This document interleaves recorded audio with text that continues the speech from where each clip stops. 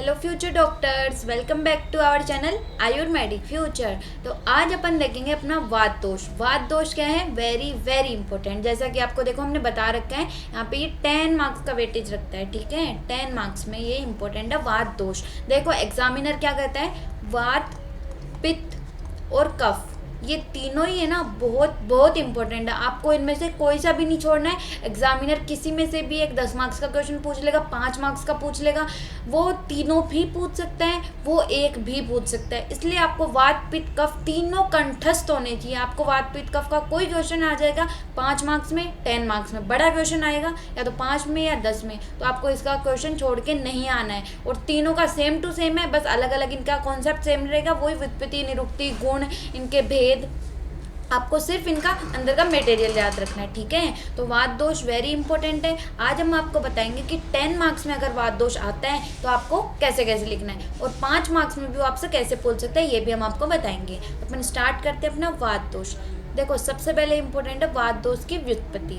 अगर क्वेश्चन आता है वात दोष का वर्णन करो, तो आपको शुरू करना पड़ेगा व्युत्पत्ति से। तो वात दोष की व्युत्पत्ति क्या है? वा धातु में कथ प्रत्यय। वा धातु में कथ प्रत्यय लगने से क्या बना है अपना? वात शब्द बना है। ठीक है, व्युत्पत्ति क्या होगी अपनी?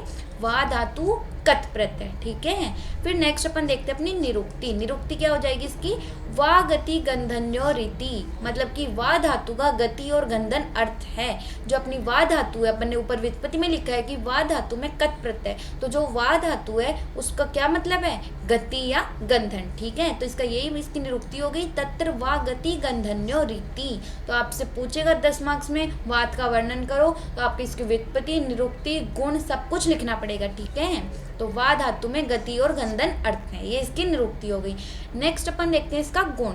गुण देखो अपन ने आचार्य वाग्भट के अनुसार भी देखे, अपन ने आचार्य चरक के अनुसार भी देखे, बट आप जिसका चाहो उसका याद कर सकते हो। बट हमने यहाँ पे चरक के याद करवाए हैं, क्योंकि आपको फिर चरक में इजीली वो ज़्यादा याद करने की जरूरत नहीं पड़ेगी, क्योंकि आपको चरक में भी ये याद करने हैं। ठीक है, तो आप इसको एक जगह याद कर लोगे तो वो ज़्यादा बेटर है। देखो अपनी वात होती है, वात का मतलब क्या होगा? अपनी वायु। अपनी वायु के क्या क्या गुण होते हैं? रुक्ष होती है, मतलब कि रुक्षता प्रधान होती है। शीत होती है, लघु होती है, मतलब कि हल्की होती है। सूक्ष्म, चलो, अथ, विशद, खर, ये इसके कितने गुण हो गए? 7 गुण हो गए। किसके अनुसार? चरक सूत्र के अनुसार। ठीक है, रुक्ष, शीतो, लघु, खर, चलो, सूक्ष्म, चलो, अथ, विशद, खर। ठीक है, तो ये 7 गुण कौन कौन से हो गए? रुक्ष हो गए, शीत हो गया, लघु हो गया, सूक्ष्म मतलब कि एकदम छोटा, जो छोटे से छोटे स्रोतों में भी प्रवेश कर सके। ठीक है, चल मतलब कि गति करना, विशद, खर, ये 7 गुण किसके हो गए? अपने वात के हो गए। ठीक है, फिर नेक्स्ट अपन देखते हैं इसके वात के स्थान क्या क्या हैं, कि मतलब वात कहाँ कहाँ रहती है। तो देखो इसके स्थान क्या है। सबसे पहले तो इन्होंने बोला कि सर्व शरीर चरास्तु वात पित्त श्लेष्मणा, मतलब कि जो ये अपने वात पित्त कफ होते हैं, ये त्रिदोष, ये अपने पूरे शरीर में रहते हैं। कि मतलब पूरा शरीर जो होता है ना अपना, वो वात पित्त कफ तीनों दोषों से मिलके बना होता है। जहाँ जहाँ जो जो चीज़ की रिक्वायरमेंट होती है, वहाँ वहाँ वो दोष प्रेजेंट होते हैं। तो मतलब कि दोष अपने पूरे शरीर में व्याप्त रहते हैं। ठीक है, फिर भी अपन देखते हैं कि प्रधानता कहाँ होती है। मतलब हर दोष पूरे शरीर में तो होगा, परंतु उसकी मेन प्रधानता भी तो कहीं ना कहीं होगी ना। तो देखो वो कहाँ होती है वात की? बस्ती पुरुषाधानम कटी सक्तिनी पादा वस्तिनी। देखो बात रही श्लोक की, तो हम आपको श्लोक का बता देते हैं। अगर आप श्लोक लिखोगे, आयुर्वेद में श्लोक वेरी इंपॉर्टेंट होते हैं। आप जितने ज़्यादा श्लोक लिखोगे, एग्जामिनर पे आपका इंप्रेशन अच्छा पड़ेगा, वो आपको अच्छे मार्क्स देने की कोशिश करेगा। ठीक है, तो आप इनके श्लोक याद कर लेना। अगर आपसे याद नहीं हो रहे हैं एंड टाइम पे, मतलब लास्ट टाइम पे, तो आप इसकी हिंदी भी लिख सकते हो। ठीक है, बट आप ट्राई करना कि आप श्लोक लिखो, और अगर श्लोक लिख रहे हो तो उसको हाईलाइट करना। ठीक है, उसको ऐसे ही पूरे पैराग्राफ में नहीं लिखना, हाईलाइट करना। आपका श्लोक अलग से दिखना चाहिए, उसको बॉक्स में बंद करना है, हाईलाइट करना है कि ये हमारा श्लोक है, जो एग्जामिनर का उस पर तुरंत फोकस पड़े। ठीक है, तो देखो अपन देखते हैं इसका श्लोक। बस्ती पुरुषाधानम कटी सक्तिनी पादा वस्तिनी पक्वाशश्च वात स्थानानी, मतलब कि जो अपनी बस्ती होती है, पुरुषाधान मतलब कि अपना मलाशय होता है, अपनी कटी होती हैं, सक्तिनी होती हैं जो अपने पाद मतलब दोनों पैर, सक्तिनी मतलब जो अपनी दोनों ओर मतलब कि जंग प्रदेश वहाँ पे, और पक्वाशय के अंदर, ये सब क्या होते हैं? अपनी अस्थियों के अंदर। अपनी अस्थियाँ क्या होती हैं? आकाश महाभूत प्रधान होती है, क्या होती है? अंदर से खोखली होती हैं, और वायु क्या होगी? उसी के अंदर जाके प्रवेश करेगी। तो ये सब चीज़ें अपनी क्या हो गई? वात का स्थान हो गई। ये तो हो गया इनका स्थान। हम तत्रापि पक्वाशो विशेषण वात स्थानम। अब ये इतने सारे स्थान है, इसमें से भी कोई तो प्रधान होगा ना, विशिष्ट मतलब कि जो विशेष होता है उसमें होता है ना पक्वाशय। यहाँ से एमसीक्यू पूछा गया है कि वात का विशेष स्थान कौन सा है, तो अपना पक्वाशय याद रखना है। पक्वाशय वात का विशेष स्थान है। बस्ती, पुरुषाधान, कटी, सक्तिनी, पाद, पक्वा और ये अस्थियां, ये सब भी पक्वाशय, ये भी वात के स्थान है, पर प्रधानतया मेनली पक्वाशय है। ठीक है, तो ये हो गया अपना। अब इसकी हिंदी देखते हैं अपन। देखो कि मूत्राशय, मलाशय, कटी, सक्तिनी दोनों और अपने अस्थियां और पक्वाशय, और विशेषकर कौन अपना पक्वाशय, ये सब क्या होते हैं अपने वात के स्थान होते हैं। ठीक है, तो यहाँ से एमसीक्यू पूछा जाता है। और फिर नेक्स्ट चीज ये कि सुश्रुत, आचार्य सुश्रुत ने वात के स्थान क्या माने, आचार्य वाग्भट ने और आचार्य काश्यप ने। अपन ने चरक के अनुसार तो देख लिए, बट जो बाकी के जो आचार्य हैं, ये क्वेश्चन आपके पीजी में भी पूछा जाता है और ये क्वेश्चन आपके यूजी में भी आता है। यूजी में मतलब कि जो आपके पेपर होने वाले हैं उनमें, कि आचार्य सुश्रुत के अनुसार कौन सा वात का स्थान है। तो ध्यान रखना आपको, श्रोणी, गुद, पक्वाधान, ये किसके अनुसार है, अपने आचार्य सुश्रुत के अनुसार। ठीक है, आचार्य वाग्भट के अनुसार पक्वाशय, कटी, सक्तिनी, श्रोत्र, अस्थि आदि, ये सब क्या है वात के स्थान है, जो ऊपर चरक से रिलेट करते हैं कि अपना पक्वाशय, कटी, सक्तिनी, श्रोत्र, अपनी अस्थियां, ये सब आचार्य वाग्भट ने माना है। सुश्रुत ने श्रोणी, गुद और पक्वाधान।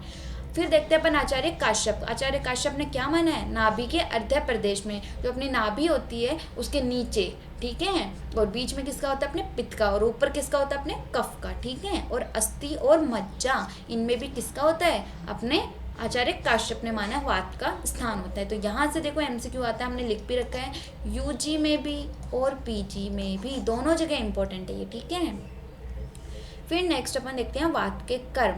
तो देखो वो आपसे बोल देगा कि वात के गुण कर्म लिखते हुए वात के वेदों का वर्णन करो। तो आपको कर्म में इसका श्लोक आपको याद होना चाहिए। तो देखो इसका श्लोक क्या है कि वात जो होती है वो क्या क्या कार्य करेगी, उत्साहोत, उच्च श्वासानी, श्वास, चेष्टा, धातु गति, समा, सम मोक्षो, गति मंता, वायु, कर्म विकारजनम।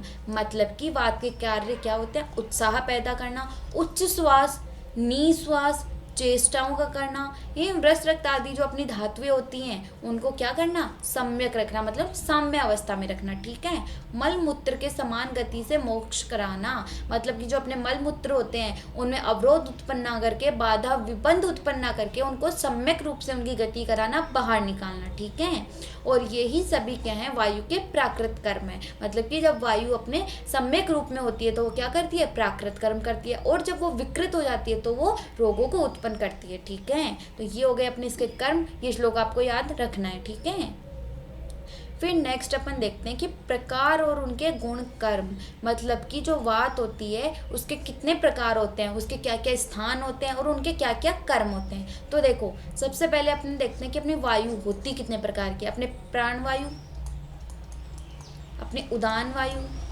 ठीक है, समान वायु, अपनी व्यान वायु, और एक हो गई अपनी अपान वायु। ठीक है, तो ये भी एमसीक्यू में पूछ सकता है, कोई भी एक पित्त का नाम दे देगा या कफ का दे देगा और आपसे 3-4 वायु के नाम दे देगा और एमसीक्यू में पूछ लेगा कि कौन सा वात का प्रकार है या कौन सा नहीं है। तो आपको पता होना चाहिए वात के कितने प्रकार है, प्राण वायु, उदान वायु, समान वायु, व्यान वायु और अपनी अपान वायु। ठीक है, अब अपन एक एक करके अपनी वायु को देखते हैं। तो सबसे पहली है अपनी प्राण वायु।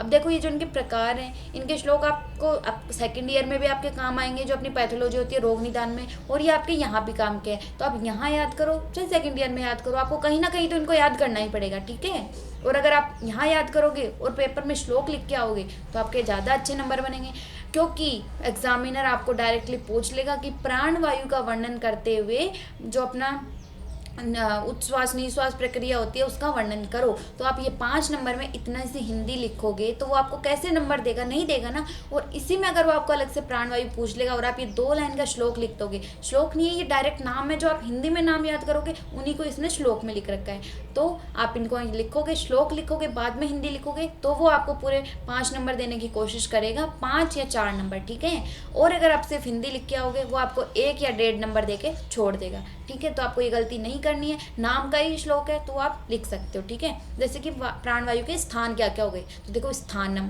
स्थान पूछा है तो स्थानम, फिर प्राणश्चय, किसके पूछे हैं? प्राण वायु के। तो ये क्या क्या स्थान हो गए? आप हिंदी में भी ऐसे याद करोगे, मूर्धा, उरह, कंठ, जीवा, तो आप इसको श्लोक फॉर्म में ही कर लो ना। देखो जैसे मूर्धा, उरह, कंठ, जीवा, नासिका, जीवाशय, नासिका, तो ये अपने प्राणवायु के क्या हो गए? स्थान हो गए, जहाँ जहाँ पे अपनी प्राणवायु रहती है। कहाँ पे? मूर्धा में, उरह प्रदेश में, अपने कंठ में, जीवा में, मुख में, और सॉरी अपने नासिका में। तो ये हो गए अपने प्राणवायु के स्थान। अब ये वहाँ रहती हुई क्या क्या कर्म करती हैं? तो देखो प्राणवायु का कर्म क्या हो गए? स्टीवन, स्टीवन मतलब कि बार बार थूकना। शवथु, उद्गार, शवथु मतलब छींकना। उद्गार, उद्गार मतलब कि डकार आना। श्वास, आहार आदि मतलब कि श्वसन कर्म करना, और जो अपना आहार है उसको आमाशय तक लेके जाना। देखो ये क्वेश्चन पूछा गया, एग्जामिनर आपको यहाँ से एक वर्ड उठा के दे देगा, स्टीवन। स्टीवन किसका कर्म है? तो आपको पता होना चाहिए स्टीवन आपकी प्राणवायु का कर्म है, ठीक है। तो स्टीवन, शवतु, उद्गार, श्वास, आहार आदि ये सब किसके कर्म? अपनी प्राणवायु के, मतलब बार बार थूकना, छींक आना, डकार आना, और अपना जो आहार है, मुख से जो आहार है उसको आमाशय तक लेके जाना, किसका कर्म? अपनी प्राणवायु का। और उसके स्थान क्या है? मूर्धा, उरह, कंठ, जीवा और नासिका, ठीक है। ये हो गई अपनी प्राणवायु। नेक्स्ट अपनी उदान वायु। उदान वायु देखो क्या होती है? उदान वायु मतलब कि जो अपनी वाक प्रवृत्ति में काम आती है। देखो उदानश्य पुनः स्थानम, जो उदान वायु के स्थान है वो क्या? देखो नाम से ही श्लोक, आप घबराओ मत। नाभि उरह, नाभि में, उरह प्रदेश में, कंठ एव च मतलब कि नाभि में, उरह में और कंठ प्रदेश में किसका स्थान होता है? अपनी उदान वायु का। और वो क्या क्या कर्म करती है? वाक प्रवृत्ति मतलब कि बोलना, गाना, जितने भी अपन माउथ से जो भी कार्य करते हैं ना, बोलना, गाना, ये सब चीजें अपनी किस में आ गई? उदान वायु के कर्म में। फिर प्रयत्न, ऊर्जा, बल, वर्ण आदि कर्म च मतलब कि प्रयत्न करना, बल प्रदान करना, ऊर्जा प्रदान करना, उत्साह बढ़ाना, ये किसका काम है? अपनी उदान वायु का, ठीक है। तो ये देखो यहाँ पे हिंदी दे रखी है, नाभि, वक्ष मतलब कि उरह प्रदेश मतलब चेस्ट रीजन, कंठ में, ये सब किसका स्थान है? अपनी उदान वायु के। और उसके कर्म क्या है? वाक प्रवृत्ति, प्रयत्न करना, उत्साह बढ़ाना, बल वर्ण बढ़ाना, इन सबको क्या करना? सुव्यवस्थित रखना, मतलब कि जैसे जैसे इनका कर्म है वैसे वैसे इनको करवाना। ये हो गए अपने उदान वायु के कर्म, ठीक है। फिर नेक्स्ट अपन देखते हैं अपनी समान वायु। समान वायु देखो क्या होती है अपनी। समान वायु क्या होगी? देखो कि श्वेत, दोष, अंबु, वाहिनी, श्रोतांसी सम अधिष्ठित है, मतलब कि जो अपनी समान वायु है वो कहाँ कहाँ रहेगी? अपने श्वेत व श्रोतस में, दोष व श्रोतस में, जल व श्रोतस में है, और अपनी जठराग्नि और पार्श्व में, ठीक है। तो ये कहाँ कहाँ रहेगी? अपन ने बोला है ना कि अंतराग्निश्च पार्श्वस्थ है, तो अपनी जो समान वायु है वो कहाँ कहाँ रहेगी? श्वेत व श्रोतस, दोष व श्रोतस, जल व श्रोतस, अपनी जठराग्नि में, और जो अपने पार्श्व प्रदेश होता है उसके अंदर समान वायु का स्थान होता है। और वहाँ पे वो क्या करेगी?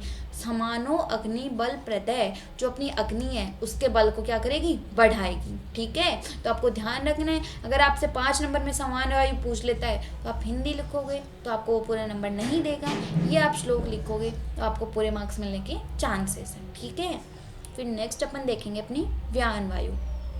व्यान वायु, अब देखो व्यान वायु कहाँ रहेगी? देह व्याप्रोति सर्वम तु व्यान है, जो अपना संपूर्ण शरीर होता है उसके अंदर अपनी कौन सी वायु रहती है? अपनी व्यान वायु रहती है, ठीक है। शीघ्र गति निर्णाम, गति, प्रसारण, आक्षेप, निमेश आदि क्रियम सदा, मतलब कि जो अपनी व्यान वायु है वो कहाँ रहती है? संपूर्ण शरीर में रहती है, ठीक है। और कर्म क्या होता है उसको? शीघ्र गति से, मतलब कि हर काम शीघ्रता से करना, हर चीज को शीघ्रता गति प्रदान करना, किसका काम? अपनी व्यान वायु का, ठीक है।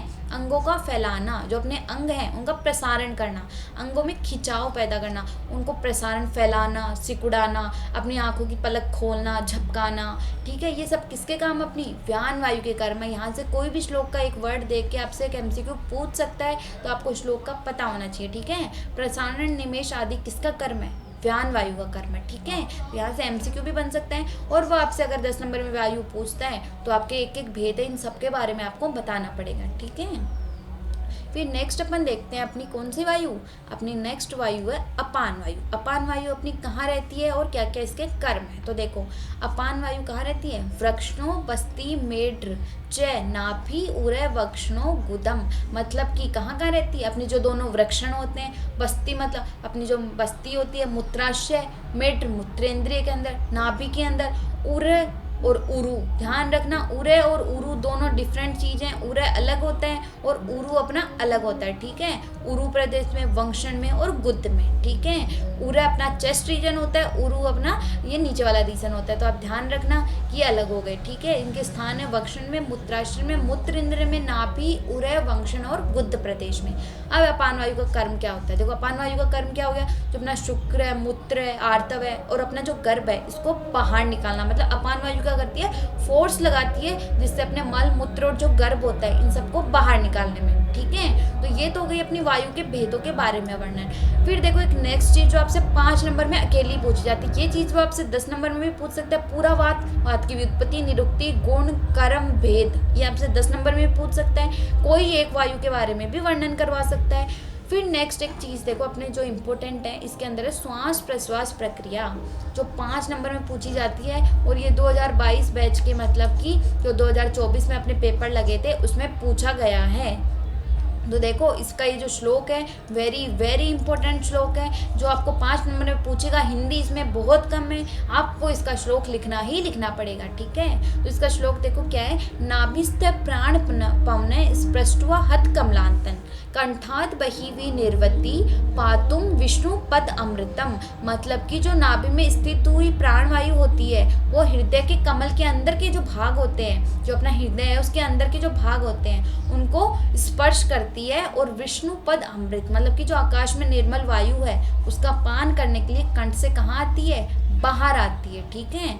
फिर ये हो गया। फिर अपन देखने क्या दिया, पित्वा च अंबर पीयूषम पुनरायति वेगते हैं। मतलब कि जो अपना आकाश अमृत है, आकाश अमृत कौन, अंबर पीयूषम मतलब कि यहाँ पे किसको बोला गया, ऑक्सीजन को। जो अपना आकाश अमृत ऑक्सीजन है उसको पीकर पुनरायति वेगते हैं, मतलब कि वापस अंदर चली जाती है। पुनः मतलब कि वापस से अपनी जगह चली जाती है अंदर। फिर प्रीण्यम देहम अखिलम जीव्य जठर अनामलम, मतलब कि ये क्या करती है, फिर सारे शरीर को क्या करती है, प्रेरित करती है, मतलब कि जीवन प्रदान करती है। और जठराग्नि को क्या करती है, अपना प्रदीप्त करती है, ठीक है। तो ये इसकी हिंदी दी हुई है। नाभि में स्थित हुई प्राणवायु हृदय कमल के अंदर के भागों को स्पर्श कर विष्णु पद अमृत मतलब कि आकाश से निर्मल वायु का पान करके कंठ से बाहर, पान करने के लिए कंठ से बाहर आती है। पान करके मतलब कि जो ऑक्सीजन है आकाश अमृत उसको पी करके वापस से अपने अंदर चली जाती है और सारे शरीर को प्रेरित करती है और जठराग्नि को क्या करती है, प्रदीप्त करती है, ठीक है।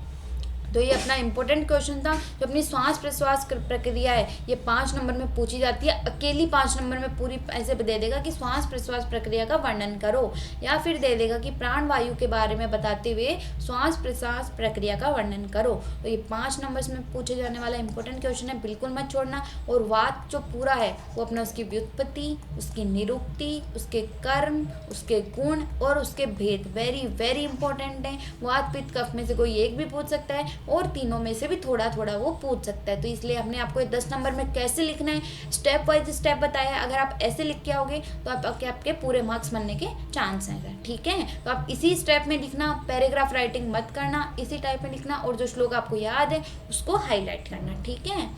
Okay, all the best for your exams. पढ़ते रहिए और अगर आपको पसंद आया हो तो do like share and subscribe our channel. Okay, thank you so much.